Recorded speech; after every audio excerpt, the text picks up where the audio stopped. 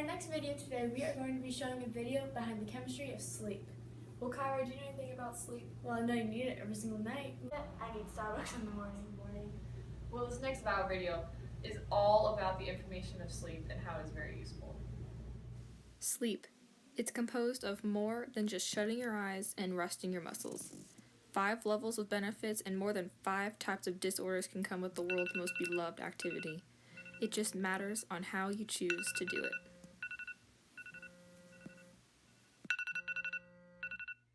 Getting enough sleep can outline the rest of your day and the rest of your lives.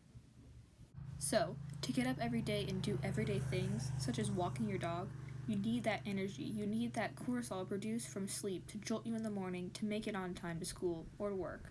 However, there are many factors with sleeping and the chemistry behind it, from melatonin release and sleep disorders to differences in hibernation and everyone's own internal clock. Sleep predicts everything, and you can see it all in the next 4 minutes.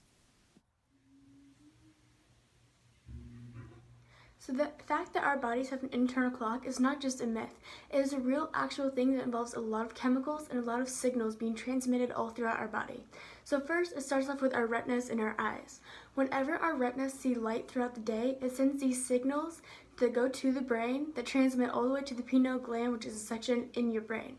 Basically, it tells the pineal gland to stop producing melatonin, which makes us drowsy throughout the night. So whenever it is dark inside of our rooms, then our retinas stop producing those signals because there's no light for them to produce them. So then the pineal gland stops having that pressure to stop producing melatonin, and it starts increasing production of melatonin, which circulates all throughout our body to make us tired. So the sooner that you turn off your cell phones and get your entire room dark, the faster you'll be able to go to sleep because more melatonin will be produced throughout your body. Sleep disorders can be detected easily or they're very hard. Insomnia is a recurring problem in falling or staying asleep and is also the most common and poorly understood.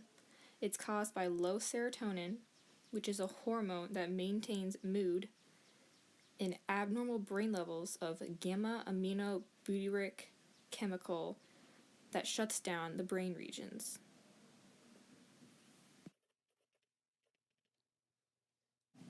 The next disorder is narcolepsy. It's characterized by uncontrollable sleep attacks, or as some recall it, falling off a cliff.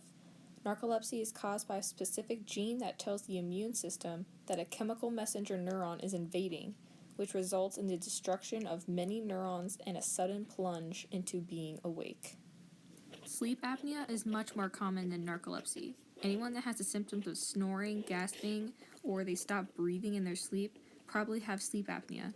The brain chemical GABA from insomnia is decreased, and the sleeper will have an increase in the chemical glutamate that puts the brain in high levels of stress.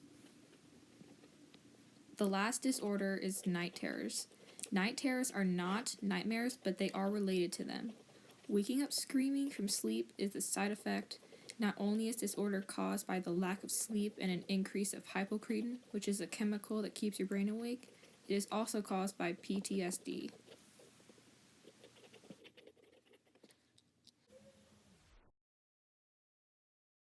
Alright, so this here is proportion theory. Basically it sums up all the things in your life and can kind of calculate the amount of sleep that you get every single night. So say when you're born, the first thing that you do is cry. That's all you know what to do. And then say you open your eyes for the next time. That splits your entire knowledge on what you do in life in half. Because that's the second thing that you learn how to do. So there you have cry, open your eyes. Boom, done. And then say you take a nap. Well, then it all divides into thirds. And basically, the more you live, the more and more this theory goes. So say you ride a bike, boom, it will switch even more, and you would add another one right here. So there you have it, ride a bike, cry, sleep, open your eyes. But then the more and more you do more things, this sleep goes slower and slower into a minus proportion of your entire life.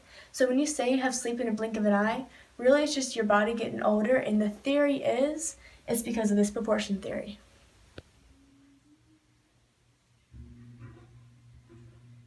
Hibernation is said to be like a deep slumber for animals to survive the long and harsh winters. However, hibernation is not sleeping at all. Hibernation is specific and different for every animal and closely resembles a coma state. The animals release certain chemicals to reserve their food for long months, such as creatinine and urea.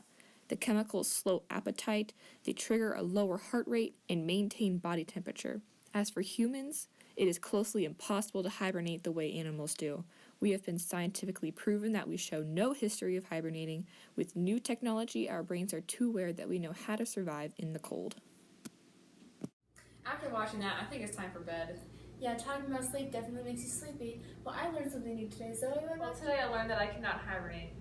Sad. What'd you learn today? Well, now I'm definitely scared to grow old. So keep getting sleep, kids.